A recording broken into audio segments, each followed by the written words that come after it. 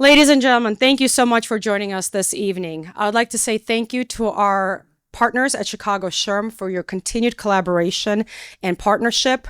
I look forward to working with you in 2025. Special thanks to Landon. I know he's not here, but I still have to say thank you for helping us with this event, and Dennis from OC Tanner. Thanks, guys. Please, round of applause.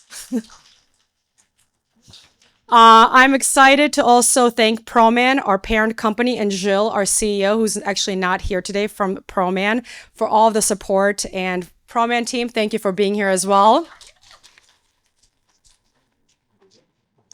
I'm also excited to announce we're going to be making a corporate donation to the Greater Chicago Food Depository on behalf of all of our guests tonight, right in time for the holidays.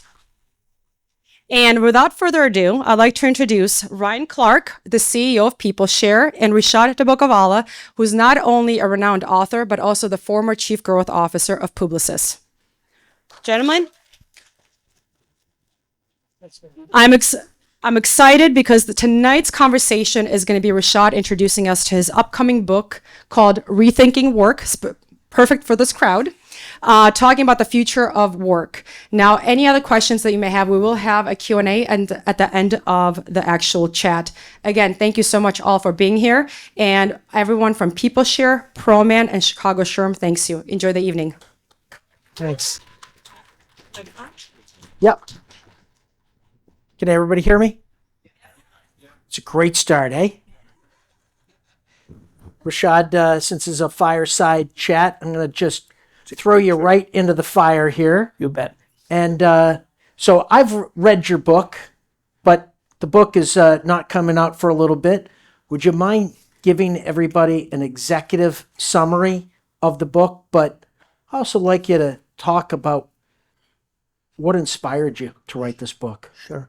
First of all, thank you for everybody for being here. Thank you for you and Chicago SHRM, etc., sponsoring. So here's a few thoughts. I believe that between 2020 and 2029, so 4 years back and 5 years from now, work will change more than in the last 70 years. Okay? And as a result, what many of the practitioners in this room do will actually be more important than it's ever been before. And what this book does is it explains what is driving these big changes. And there are 5 forces. So the book is in 3 sections. Section 1 identifies the 5 forces changing the future of work.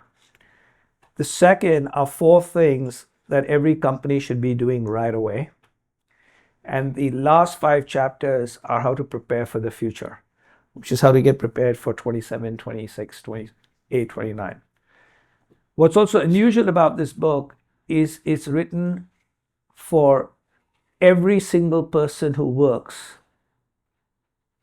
without regard for country, industry, or level. Because I believe that there are only 3 things that drive life: health, family, and work. The rest of it is just noise, okay? And work is the one that actually intersects with everything, especially today where we could work from anywhere, which intersects health, family, and work. And people who are gainfully employed live longer. So it actually lives to, right? Yeah. If you're gainfully employed, you might be able to afford more things for your family. You don't like what you do, you live less. If you get kicked at work, you go home and you kick the cat, right? So there's this intermingling thing. And so in effect, the most impactful thing in the future of society, for government, for companies, is what will happen with work. And that's what this book identifies. So very quickly, what the 5 big shifts are, we can go in detail later, is one is societal shifts, like aging populations, declining populations, 5 generations at work. Technology is obviously another big shift. The rise of marketplaces, including marketplaces in the world of HR. There's a company that can provide you with HR services in all 120 countries, so you don't need one. You have another one that provides you with healthcare wherever you are in the world. So there's new marketplaces that allow that. The fourth is the rise of the gig worker, the side hustle.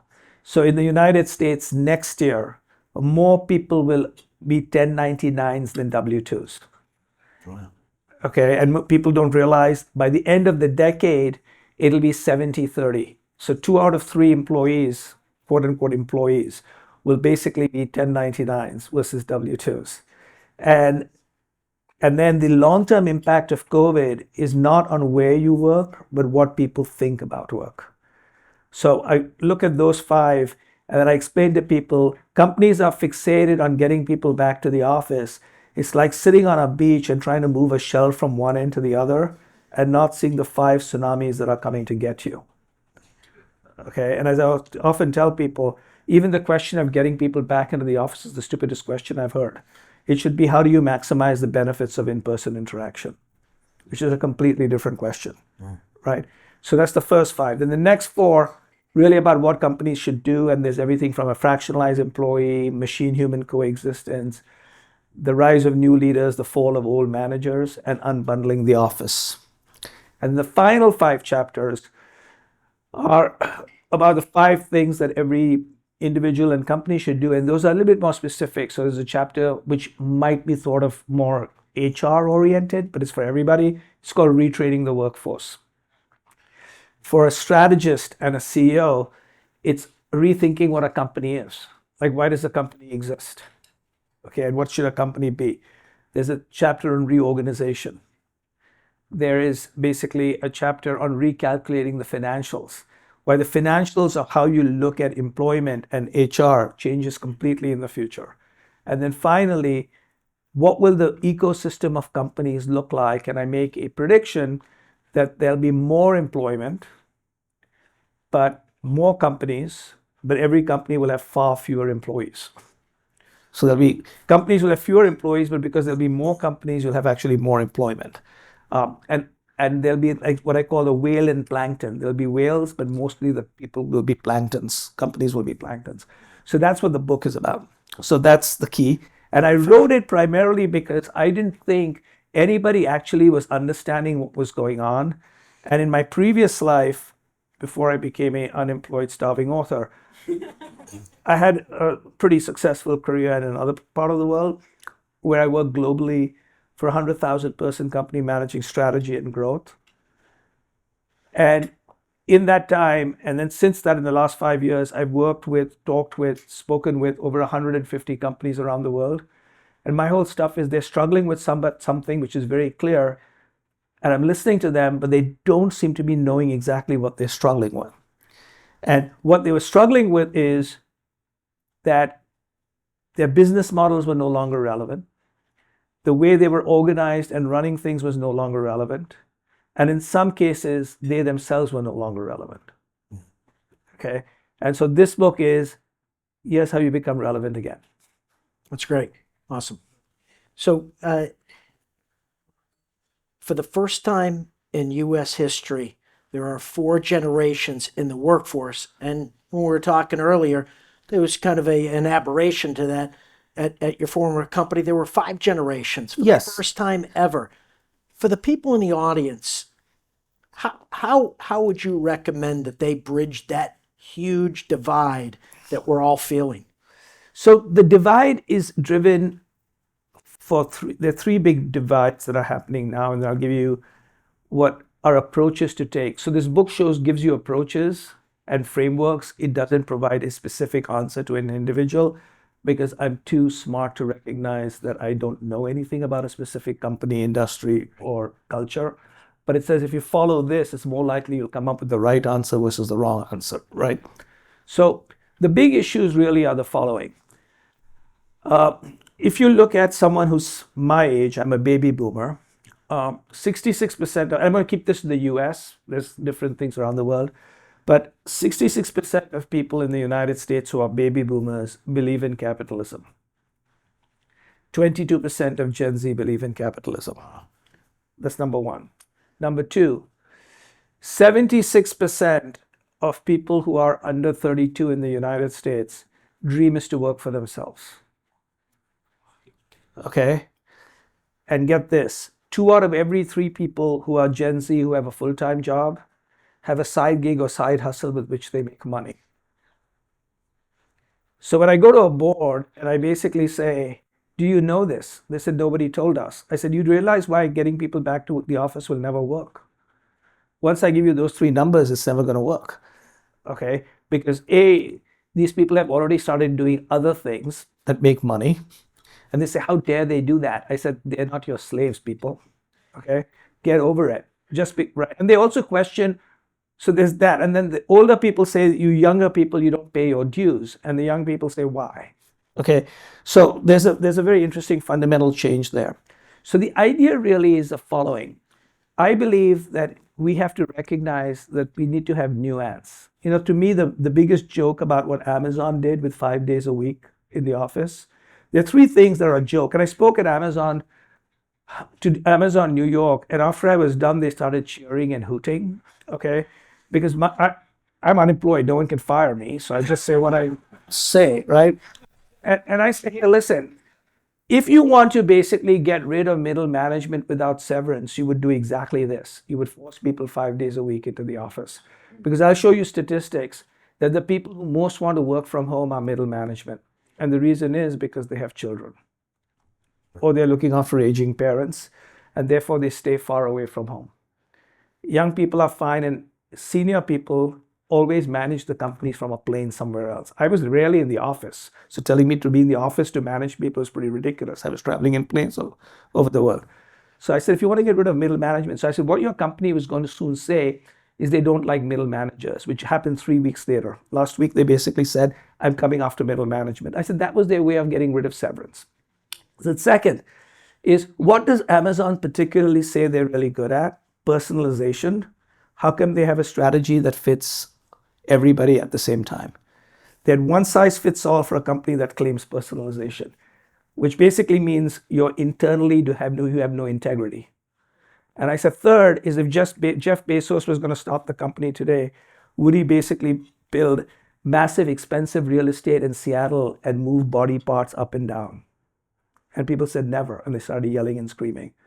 And I said, you stand up and tell your management to go to hell. Okay? And that's basically very simple. So the 3 things. One is nuance. If you can't actually understand that you have to have different things for different people, that's the first one. Second is to recognize that we are living in a world where companies work for talent and talent does not work for companies. That's a completely different mindset that people have to recognize. Third is, companies don't transform, people do. Right? So when people tell me it's all about transformation and strategy and M&A and reorganization, I said I was the chief strategist for the most successful holding company in the world right now. So let me tell you, I know strategy, I know M&A, and I know reorganization probably better than most people do. That's not what makes companies change. What makes companies change is, why is it good for me as an employee? How will my incentives change? And where is my training? And nobody invests in that. And my thing is, if you want to go into the future, that's what you need to do. So that's some of the things we say. And that's what the generations are asking. So the generation specifically, when you're looking at the group, why does someone join a company? 3 reasons everybody joins a company. Money, fame, and power. That's it. You know, I have these things. My book is very clear. It's like, you don't need a PhD. This is what it is. Why are you going around writing 5,000 pages? I can do it in 3 lines. Okay? People join for money, fame, and power. If you are younger, fame might be recognition and power might be autonomy, right? But that's what you join. But unlike me, who never got a job offer in 37 years, most of you all in successful companies do get a job, and somebody offers you more money, fame, and power, but you sometimes don't leave. Why don't you leave? Because the reason you join is for money, fame, and power, but the reason you stay is for purpose, values, and connections. Wow. Okay? So you stay for purpose, you stay for values, and you stay for connections. The big generational shift that's happened is the last thing, which is, why do you thrive? So you join for money, fame, and power. You stay for purpose, values, and connections. but what makes you thrive. And this is the really very big difference, which even I could not understand till 5 years ago. And then I began to see it 5 years ago. And we thrive because of freedom, story, and growth. Okay, so let me tell you what that is. You need money, fame, and power. So anybody tells you hire people for purpose, values, and connections and no money, fame, and power, I said that's fine if it's a charitable cause, but that's not the way our companies work. Okay, but here's what people ask. When I joined Leo Burnett, I told how I fit into the Leo Burnett story. Now people ask, how does Leo Burnett fit in my story? The average company stays in the S&P 500 for 15 years. The average person will have a 50-year career. I'm not going to fit in the story of the company. How does the company fit in the story of me? That is fundamentally, it blew my mind because I'm an old fart, right? And I said, what are you talking about? And then I began to realize what they were talking about. Okay, so that was number one. The second thing, which is important, is freedom, which is I have tasted freedom. Our minds are like champagne corks. When you take it out of the bottle, it swells, you can't put it back again. I've left the zoo. I'm not coming back to the cage. Right? And my whole stuff is like, I already have tasted freedom and you want me to come back? While at the very same stage, you're talking about, and when you come back, you're going to swipe and measure and monitor me, and then you're going to talk about a culture of trust at the same time? This is ridiculous. I ask people, like, what are you doing? Like, aren't you even thinking like human beings? You're thinking like idiots, right? I still have a job for myself. Okay, like I've been going all over the world and talking to companies. I say, like, stop this nonsense. Like, read this book or read something or just think for yourself. But the most important is this: growth. The way you attract and retain talent today is how to grow them in 3 ways. Grow their income, very important. Therefore, if you're a faster growing company, I want more income, I want more opportunities, very important. Second is grow my skills and keep me relevant in a changing world. Future-proof my career, grow me in that way. So I would often do things where I would say, I'll pay you like at somewhere near the market, but I'm going to make you do stuff that'll make you very valuable in the future. How's that for a trade? And people will say, that will work as long as you pay me near market. I can get the best people if I keep them advanced, right? So I would attract the greatest things because I was doing digital before it was cool, everything before it was cool. So people would come in and say, if I do this, my market value will increase. That's important. So grow me as my skills. And the other one, which people are very interested in, is grow me as a person, which is very different than grow my skills, right? And people are looking to grow as people. And so if you give freedom and story and growth, it is a big thing. So those are the generational differences. Those are some of the nuances which we are not basically doing. And so my book shows you how that gets done and what are some of the questions to ask. Again, recognizing that while I'm very sure about where this is going, I'm not sure about where this is going for any specific company. Rishad, you talked about growing as a person. Yeah. And when you said growth, I immediately thought to myself, it's about personal development. But how does a corporation grow you as a person? So the three reasons. So obviously, growing your skill sets is one thing. Right. Growing your income and opportunities is another thing. Growing you as a person is a lot of people, and this is especially true among everybody, but particularly young people, but it's across everybody. It seems to be more skewed at young people, is how do I actually feel better that I'm growing as a human being and having human skill sets? Things like, and even though they may be somewhat there, is how do I live a life of grace? That's eventually what I ended up, because my whole thing was this. We were chatting about like what is success. So I've written a piece called Architecting Success. It's called Architecting Joy. So I basically said, everybody says success. So I asked people, can you tell me what success is, since we're supposed to be trying to be successful? What is that, right? Now, in certain cases, success is very clear. Like in sports, it's you win this game or whatever it is. But what is it at some particular stage what success is? Because you can't say, well, who has the highest income or the greatest toys or whatever it is. That's not what it is. So my definition of success is, which actually works for everybody, I think, is success is the freedom to spend time in the way that gives you joy. Okay? So if you can spend time in the ways that give you joy, you are successful. If you make $1 billion and joy is to get the next $1 billion, that's success. If you are someone who likes fishing and can afford to spend most of your time fishing, that's success, right? So how do you architect success? And what makes successful people? And interestingly, what makes successful people, after a certain amount of material success, which is necessary, what makes successful people, interestingly, is grace and connections, right? And flow. That's what I've understood. I did a lot of study on that. So what people have been, so flow is you feel happy when you're making things, creating things, building things, and learning. You'll notice that when you're most happy at work is you're creating, making, building, guiding, mentoring, learning. Not allocating, monitoring, delegating, measuring. That's not where you get your most joy, even at work. So one is understand that.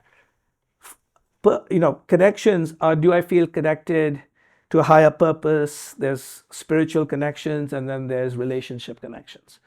But grace is what a lot of people are looking for, and joy and work can provide that too. And grace is generosity, respect, and humility. So the most graceful people, right, are generous, either with their time or their information. They tend to be respectful, and they tend, even if they're world class, they're not full of themselves all the time, right? Which is the key thing, which is a certain amount of humility. And that is what a lot of people are asking, which is, I just don't want to be a successful person in money, fame, and power. I want to be a great human being. And I'd like to be inspired by that. And that's why many companies are bringing in people that aren't necessarily just about how to make the spreadsheets work and how to make the technology work. Yeah.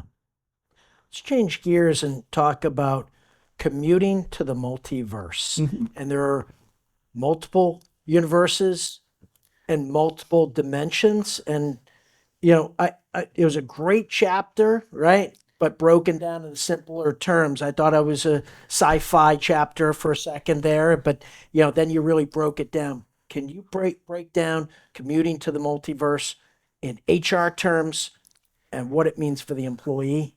Yeah, so in HR terms, my first book, which came out now 5 years ago, the second chapter of that book is a book that anticipates people spending a lot of time working from home. And the book came out before COVID. Okay, just like my last chapter is all about AI, it came 5 years ago, which now people say, okay, this bullshit you're talking about work may actually happen. Came through. Okay, which may actually Nostradamus. happen. Right. So but what happens is, and I'll tell you why I thought about it. The reason I thought about it is because I was increasingly convinced that in 2019, everybody in the world was working pretending we had 1999 technology. And in March 2020, we discovered we had 2019 technology. Right? And all of a sudden, for 2.5 years, and most companies did better than they did the previous years, worked utilizing Zoom, chats, all kinds of other things. They did perfectly well because guess what? You're living in 2020. You should be using 2020 technology versus 2000 technology. Now our technology is even going to get more advanced for the following reasons. So the way I describe this multiverse, and this is where I'll give you my age, I built the case for cable television with Ted Turner and had one of the first interactive agencies. And I just went and spoke to 350 of Google's clients in Dublin about AI. Okay, same cat, ancient, then he was 22, now I'm 65. What the hell happened? I keep fooling people. That's what I did. Okay, but with that being said, okay, the thing I wanted to explain was we have entered the third connected age of technology, which is what this multiverse thing is about. So the first connected age of technology happened in 1993. So what happened in 1993? 1993, you had the World Wide Web. Now, prior to that, and in fact, I started doing interactive marketing on AOL and Prodigy and CompuServe. But 1993 was the World Wide Web. And in those years, the companies that succeeded were companies that helped you connect to discovery and connect to transactions. We call it in our business search and e-commerce. It's also known as Google and Amazon. In 2007, we entered the second connected age. In the second connected age, which built on the first, so we hadn't lost the first, we still was there, 3 new things happened. We were connected all the time, connected to everybody and connected to distraction. What do we call that? Mobile, social, and streaming. What do we call that? Apple, Meta, and Netflix. I've just named the 5 most valuable companies in the world. I go to boards and say bullshit about technology. This is about human connections. Technology allows humans to connect in new ways. Okay, which is kind of interesting. Now we're about to enter the third connected age, which is the key thing, which has already happened and people are not paying attention, right? And my whole stuff is what's coming is going to be so fast and so amazing. So one is data connecting to data, which is machine learning, which is what AI is. I studied AI, which is called applied statistics, 40 years ago. AI has been around for 80 years. So data connecting to data, which is AI, which is, by the way, doubling its capacity every 6 months. Now it started to slow down, but it was doubling every 6 months. Much faster connections, which are 5G. New ways of connecting, voice, augmented reality, and virtual reality. And in a world where trust breaks out, trust connections, which is blockchain. I'm not necessarily saying Bitcoin, which is back to, but blockchain, okay? And so what basically happens is that's going to drive, and all the first and second are around, you got the third. So that is changing. So for all of you who haven't had to mortgage their house like I did to buy an Apple Vision Pro, okay, which is $4,000, plus $60 a month to insure, which is pretty ridiculous, but that's what it is. I would strongly suggest every one of you not to spend the $4,000, but to basically get a 30-minute appointment at an Apple store in your city and ask them to do a demo and ask them to show you the Alicia Keys rehearsal. And you tell me why, when you see that, that is not going to be available to everybody for $500 or less in about 3 years. And if you have that, why you want to go to any office? You have no idea the person is not in the room with you. None. Right? And it's anywhere in the world. And my whole basic belief is, you know what that means? I can hire, recruit, and operate with anybody in the world in any country instantaneously. Physical offices will basically be literally like basically saying I continue to want to use printing presses and dial trucks in an age of the internet. That's how clear it is. And the problem simply is a bunch of consultants are going in and telling people without telling them, like, you have to do this, versus these are scenario planning. There is no scenario. Companies have to align to the future. The future does not align to the company. Well, perfect segue to talking about how technology is changing how employees work. And I think that you really stress how people are still going to be at the forefront Yes. Of this. So a better way to say this might be every company out there wants the slickest technology, but every company out there also wants the most human interaction and customer centric. How do they achieve that? So here's how they achieve this. The first thing that they do is they recognize that successful companies are no different than successful sports teams. Okay. Successful sports teams have a disproportionate share of talent, passionately aligned against a common outcome. So you show me a great team, and in most cases, they will basically have a disproportionate share of talent, and they'll be passionately aligned against a common outcome. Now, there may be teams with a disproportionately amount of talent who are fighting with each other without a common outcome. That doesn't work. You can have mediocre talent passionately aligned against a common outcome. That doesn't work. Okay? It doesn't work. It just doesn't work. So you have to do that. So this thing about passionately aligned against a common outcome is about leadership and culture, and disproportionate talent is disproportionate talent. Okay, so keep that in mind. Okay, now what's currently the fixation of the day? The current fixation of the day, and I think it will be for the next couple of years, is a little thing called AI. So I'm going to give you 3 statements about AI, which will probably have you hooting in laughter. Or you might basically say, my God, these people have brought in a complete drunkard. I'm about to say the following 3 things. Okay. So, and I've only had like 1 Bud Light. So, okay, so far. So number 1 is your company should not have an AI strategy. Your company should decide how its strategy gets affected by AI. You should not have an AI strategy unless you're like NVIDIA or Google or somebody like that. It's how does your strategy get impacted by AI is very different than you have an AI strategy. That's number 1. Number 2, the reason why you don't need to have an AI strategy is I don't believe AI will be a differentiating advantage for any company. Because AI is going to be like electricity. Do you go running around and saying my company is better because of the way I use electricity? It probably makes sense if you're competing with people who use candlelight. When was the last time you competed with a company using candlelight? Tell me which competitor isn't going to use AI. And all those AIs are going to come from exactly the same 7 companies. So how can that be a differentiating advantage? The amount of money people are spending on consultants who have sold them a bill of goddamn goods. I have worked in AI and I've worked with the leading AI engineers, and people basically said, Rishad, you were writing about AI before McKinsey even knew what the hell happened. And now they claim they're experts, right? And I have friends at McKinsey, BCG. There's nothing like that, okay? The reality of it is it's such an early field, everybody should use it yourselves. It's very easy to use. I write about how to use it. So that's the second thing. So 1 is the second. And the third one is this. The differentiating advantage of a company will be AI plus HI. You will need AI just like you need electricity, right? You can have amazing talent living in the dark, it doesn't matter. So you have to have that, or whatever the technology is.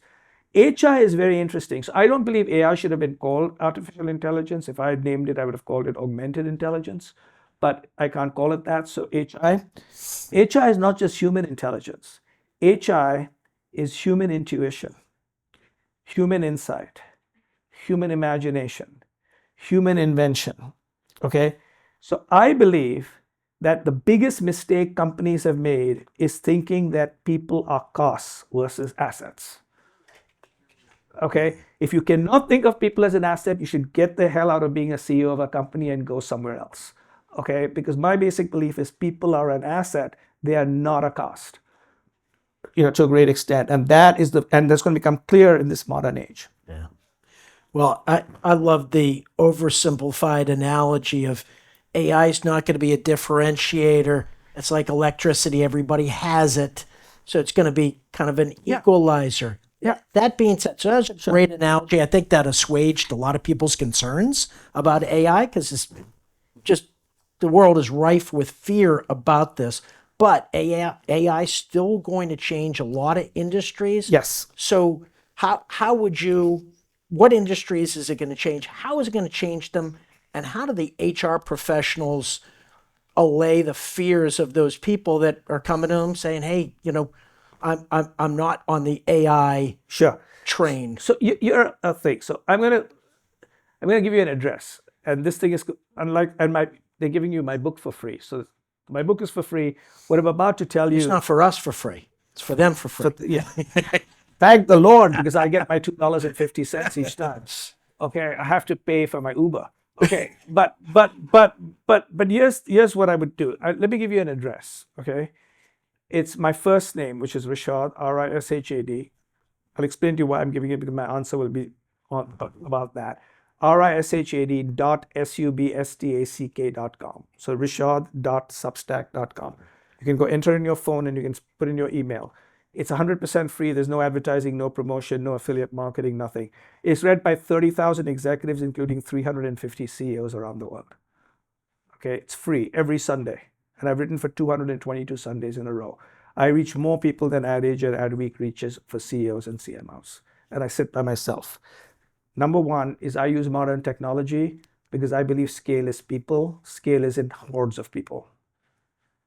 Scale is one person at a time. How do you make a talent use technology to leverage a person? And then that's what basically begins to happen versus leveraging a company. I don't understand what companies are. They're buildings, like or whatever they are. It's basically people. So the way to do it is this. For each of you as HR professionals, one of the pieces I've written is upgrading your AI quotient.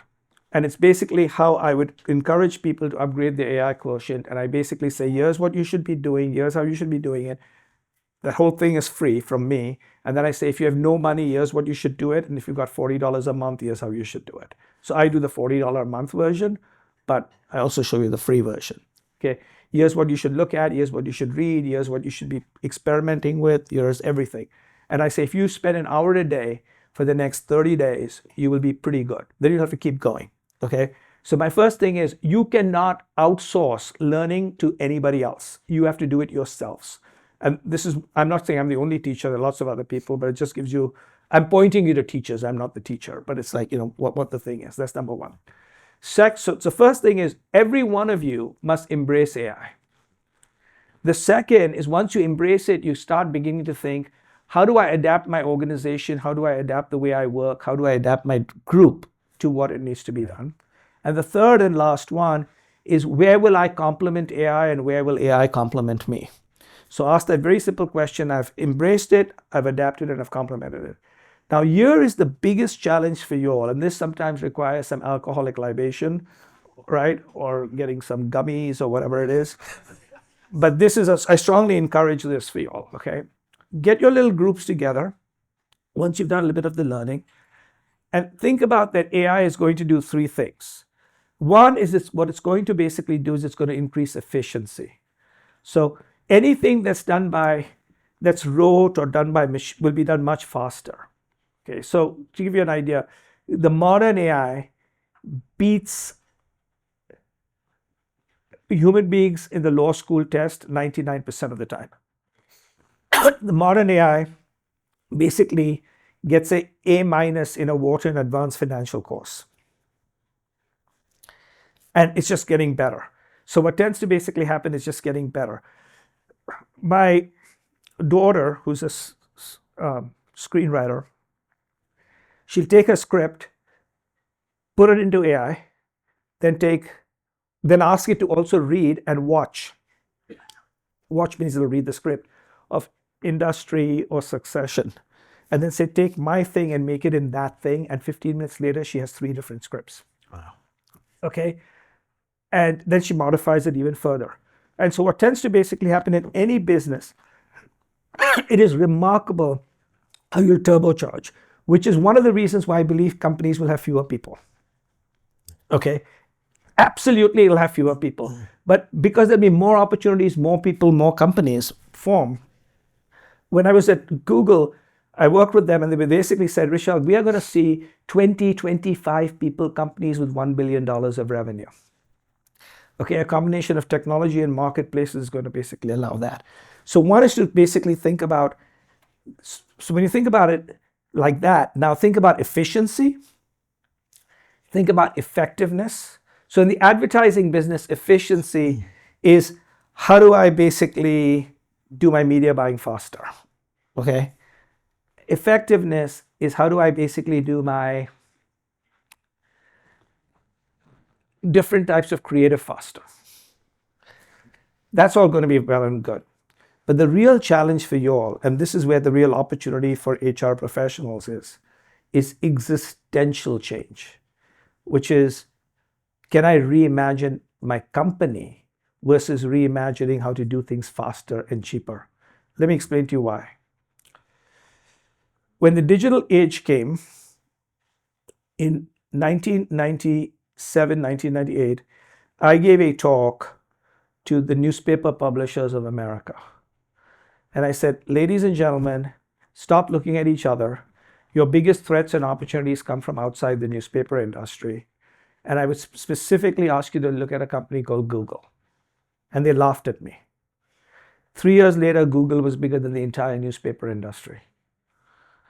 Right? So efficiency and effectiveness is if the newspaper industry had decided to use technology to make their printing presses faster and their delivery trucks more cost efficient. Thank you. But what was the real change? The real change was they were never in the content business in the first place. They were in the delivery truck business and the printing press business. And when nobody needed delivery trucks and printing press, right, the entire business got changed. And that is the really interesting thing that's going to happen with AI. Entire businesses will be changed, and it'll be much more fundamental than the questions. When I was at Publicis, I worked for 7 of the 10 largest original equipment manufacturers of automobiles around the world. Everyone would never ask, what were the questions they were asking? How do we get more gas mileage? How do we sell more cars?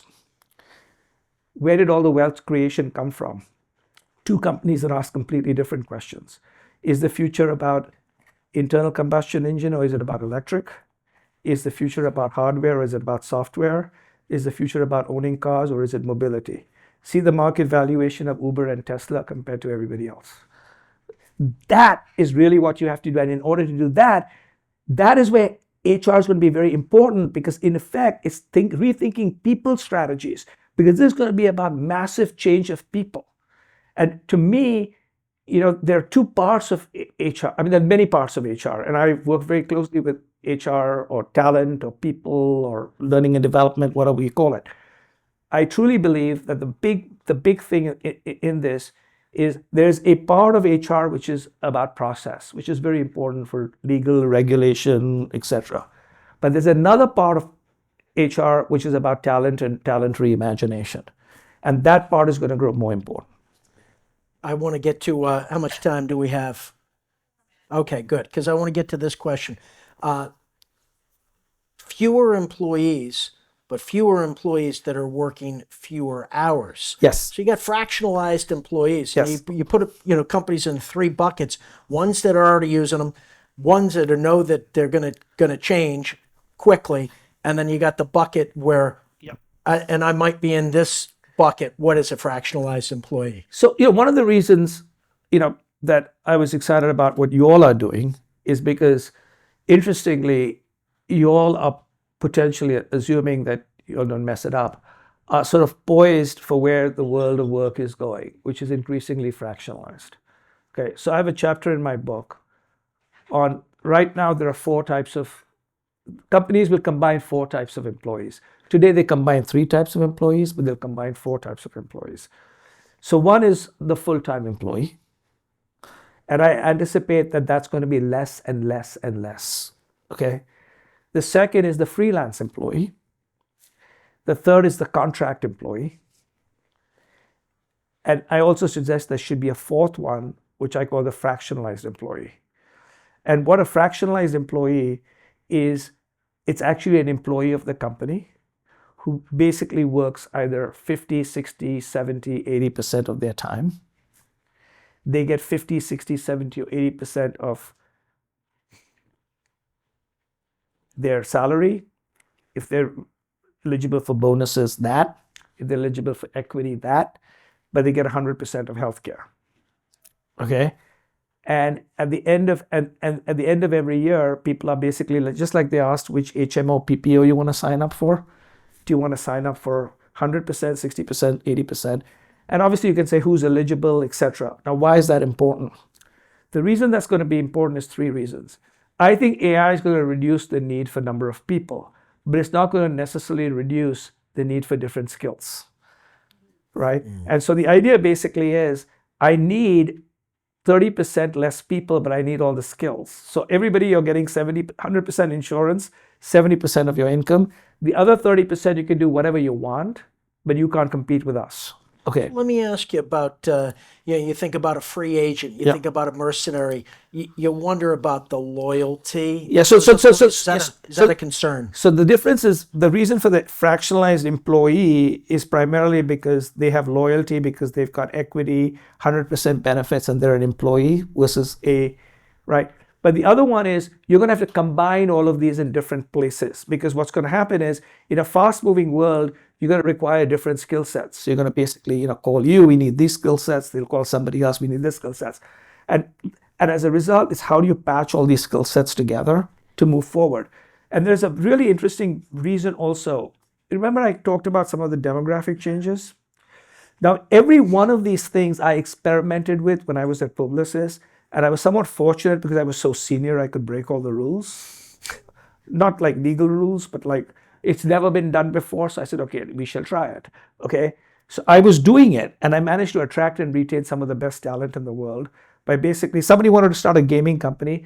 So I said, okay, you start a gaming company, you work half-time for me, half-time you do your gaming company, but you're going to start a gaming practice for me. I went to clients and said, this guy is real. He's got a gaming company, but he's also the head of my gaming. I'm paying him 50%. I said, you got young kids, I'm giving you 100% insurance. Your wife doesn't get upset. Off we go, right? So it's a very interesting thing. Now, so that's if you want talent. Now, and the latter part, I'm now unemployed, but I was a seasoned employee. So instead of calling people older and aged and everything else, I call myself seasoned. It sounds really spicy. Okay, I am a seasoned employee. Okay, now think about the fact that the only group of employees, people that are going to be growing in numbers, are older people, seasoned.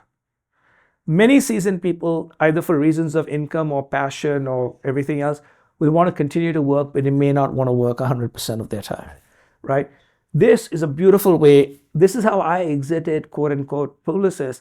They said, you can't leave immediately. So I said, okay, 1 year 100%, next year 80%, next year at 50%, and then now I'm an advisor. Okay, so if we go like that.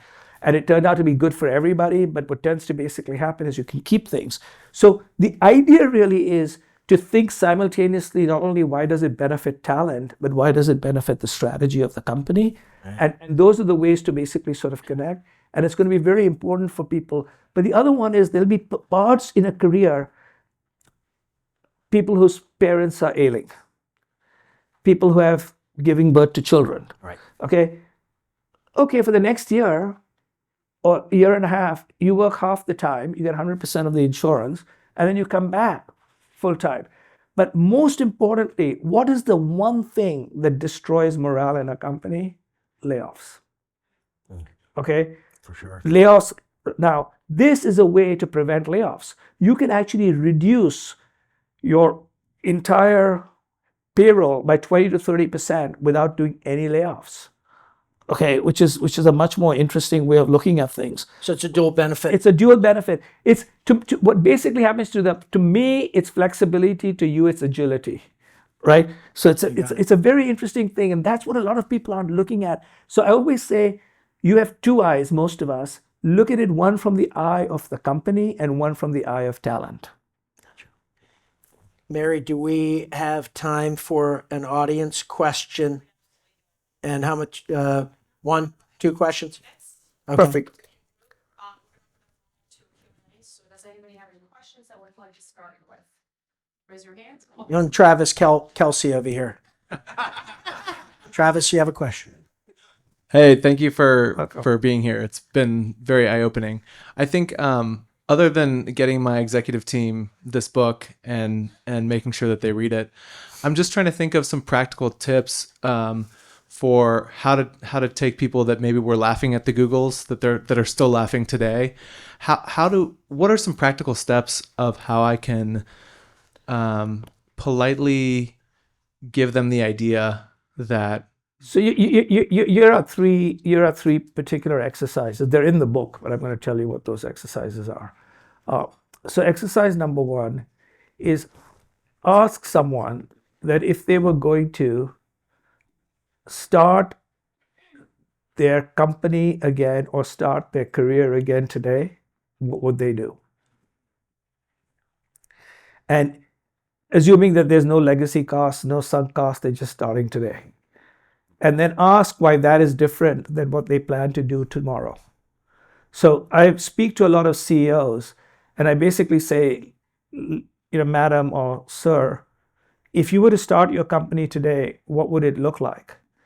And they say like this. And I said, then why aren't you doing that? Why are you continuing this thing? They said, well, we've got this, we got this, we got this. I said, your competitors don't. If I'm going to compete with you today, I'm going to use today's world, today's technology, and you're stuck in yesterday's world and yesterday's technology, right? So similarly, many of us, look, in my first book, one of my most popular chapters is change sucks. And I truly believe change sucks.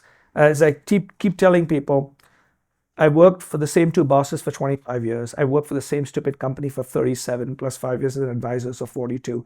I've lived in this wonderful, balmy city for 44 years.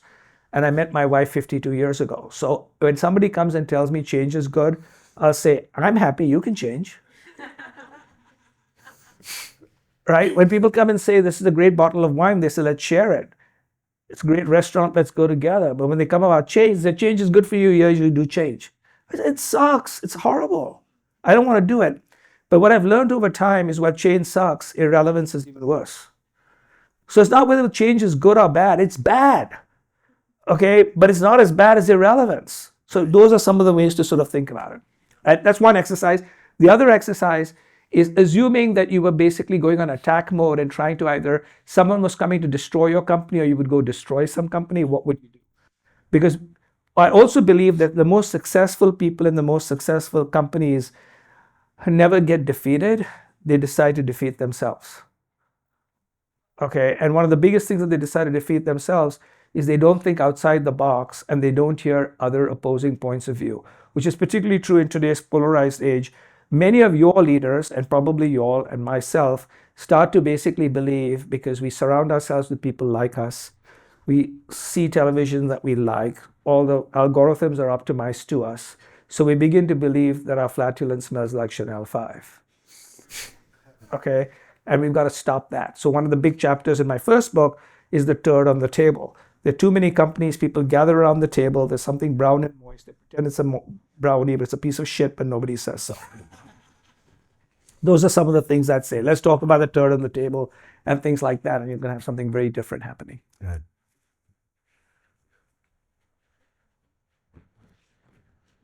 So I agree with you because we have I'm in the television industry. We have a 3,000 gig workforce, and we've done exactly what you said, and it's exciting. And plus, it's people from their outside gigs bring Absolutely. creative ideas to the table, and it enriches them. So there are three industries. Yeah, go ahead. So how do you keep incentivizing and exciting the gig workforce as they do their outside capacity and then bring it internal? Like what we do is we keep putting them on like the most creative, best projects that we have. Yeah. So your question is essentially, how do you motivate that gig workers? Yeah. How do you keep them right? So the way to do it is there are three industries that are doing it relatively well. Yours happens to be one. The entire world of Hollywood is all gig work, right? So entire world of entertainment is all gig work. There's very few people who work at the studios. They work on shows, they work on TV. Like my daughter, who spent 6 years at Google, is now a writer. She works for a few months. She doesn't work for a few months. That's the way the world works. The other one that's very much like that is academia. Okay, which is, you can do that. So there are a lot of industries that have already done it that you can actually think about it. And you know what's really common in those industries? Work can be parcelized. And one of the things to also think about, the future may not be jobs, it may be tasks. Right? We are constantly thinking jobs, but the future may be tasks. Tasks that have to be done versus jobs that have to be filled. And so the thing is to give people tasks that do three things. The first set, it's lucrative. The second set, they get to connect with really other interesting people. And the third set, it helps them grow them. This money, fame, and power, purpose, values, connections. Those are the three. And then obviously I can't say specifically, but that's what we've tended to basically do. And the other one to also recognize is if you give people a little bit, these are not high maintenance people. Everyone thinks that talent is like an orchid that has to be constantly fed and watered. Not true. I think world-class talent, if they know you are with them and you basically say, there are times we're going to help you do other stuff, times and you're going to have to be doing our stuff, they're all perfectly fine. But what we tend not to do is we tend not to explain to talent sometimes what we're doing and why we're doing it. So I would always explain to my teams, here is why we're doing it like this now, and here's why we're doing it like that. And what tends to basically happen is, and then the other one, for everybody, for both the person inside your company and everyone else, one of the things, and again, I'm a huge HR talent person, okay? But here is what I basically believe. There's this very famous song by Carrie Underwood called Jesus Take the Wheel, okay? My basic belief, and it's a whole series I've written, right? So, yeah, but I've basically, that's a series I've written on this in Substack called A Company of One. So I basically simply tell people is, you have to take the wheel of your career. Do not outsource it to anybody, right? And that's the other thing. So what you're doing what you all are doing is you're helping people manage their careers. You're no longer managing someone's career. That's a very, very big difference, because I believe the world-class people will not delegate their future to anybody. And I truly believe the functionality, and more people will want side gigs and side hustles. Like, obviously, I finished one whole career, but now let's suppose for some strange reason I need to get another job, which is it's not likely, but let's suppose for some reason I have to, okay? I hope not. I don't think I will ever join a company again. And I had a wonderful and a marvelous career, and I have a great relationship with my company. But my whole stuff is like, oh my God, this is so much more fun. I learn so much more. It's so much better, right? And that is really what's happening. There's a generation mind shift of what work is. And that is what we should be solving for.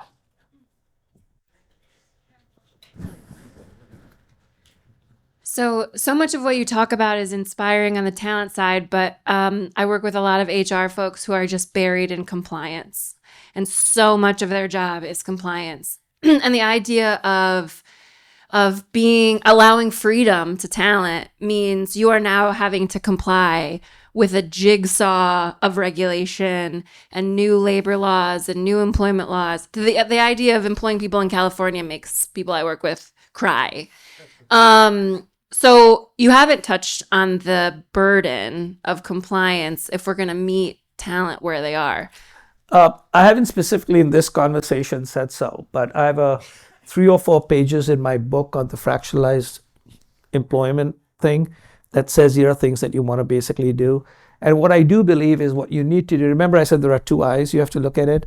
So you have to have certain rules. So for instance, if California makes you cry, don't hire people from California, and tell people that we are not hiring people from California because California makes us cry, right? So the whole idea basically is, I've always basically said, whoever said that you have to do everything for everybody, right? My basic, here's the biggest mistake that companies are making today. They believe they need to basically treat everybody equally. Not true. Absolutely not true. What I basically believe is they need to give everybody equal opportunity for all the resources and then treat everybody uniquely. Okay? So that is a completely different, which is my stuff is everyone has the same opportunity for, here is our menu, right? But once you decide on a menu, you are treated like this, you are treated like this, you are treated like this. Compliance basically simply says everybody is the same. Nobody is the same, right? And so the whole idea is there's also most organizations believe that most of the work will be done in the organization. In the future, most of the work will be done outside the organization. Most companies believe most of the employees will be internal. Most employees will be external, right? So I have this entire thing about how organizational changes. And so the whole idea is, the other one is this, which is, I'm going to end this with this particular line, and both of these are very serious diseases. So I'm not making fun of the disease, but the only reason I'm saying this is because it's a very famous book you may have read called Only the Paranoid Will Survive. It's a book by Andy Grove of Intel. He died a long time ago, and Intel might be dead too. Because Intel might be dead because they decided that paranoia was a strategy. And in a connected world, that's the stupidest thing in the entire world. Being a porcupine in a connected world is a horrible strategy. Okay, you need a very different thing. So I believe what you'll need to deal with is not only the paranoid will survive, but you need to think about how only the schizophrenic will thrive. Okay? And what I mean by schizophrenic will thrive is this is the stuff I have to do today because of compliance and everything else, and I'm going to do that, but now let me reinvent tomorrow. And the reason the company I worked at, Publicis, is today the highest market cap company is because that's exactly what we pulled off. Because what I was doing was I was running tomorrow, right? Working for the same CEO while everybody else was running today. And as soon as tomorrow grew, they took over tomorrow and I went to day after tomorrow, or I got kicked out, whatever it was. But the whole, I wasn't kicked out. But the whole difference is you need to have focus. See, what tends to happen is there are two mistakes that companies make, and make sure you don't make it inside your company.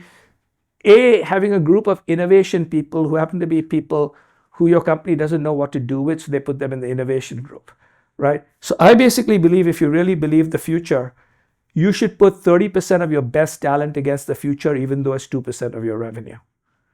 If you're not doing that, you're basically simply saying, I continue to water my grandfather's grave, but I won't feed my children. That's the strategy that people have. Most of my money is here, most of my talent is here, most of my HR is here. Well, thank you very much. That's not going to be tomorrow. And I'll put these people who I don't know what to deal with tomorrow. What's that?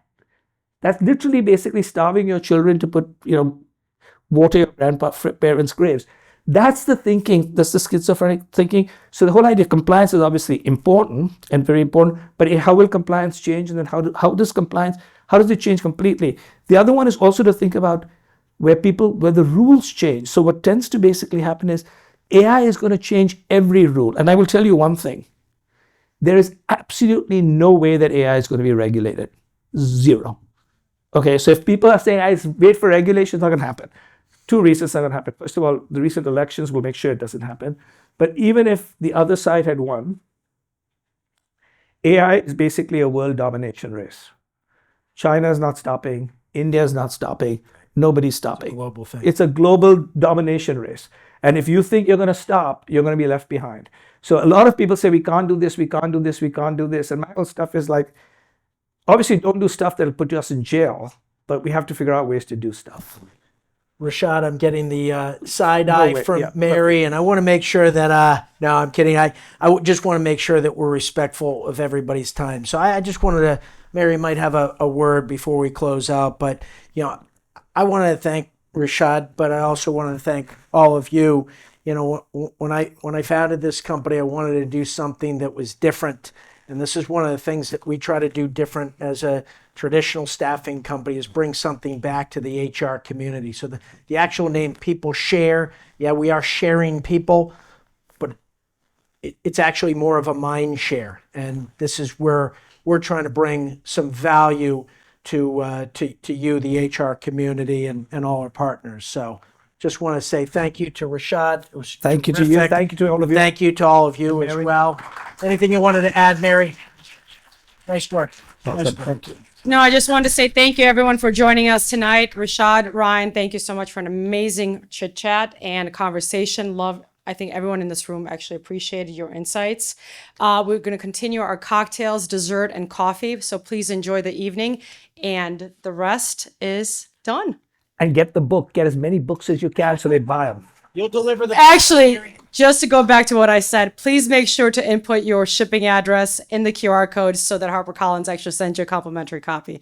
Thank you, everyone, so much. Thank you. Thanks a lot. Really well done. Yeah, Thank we you. hit it off great. Oh my God, thank you, Rishad. Thank you.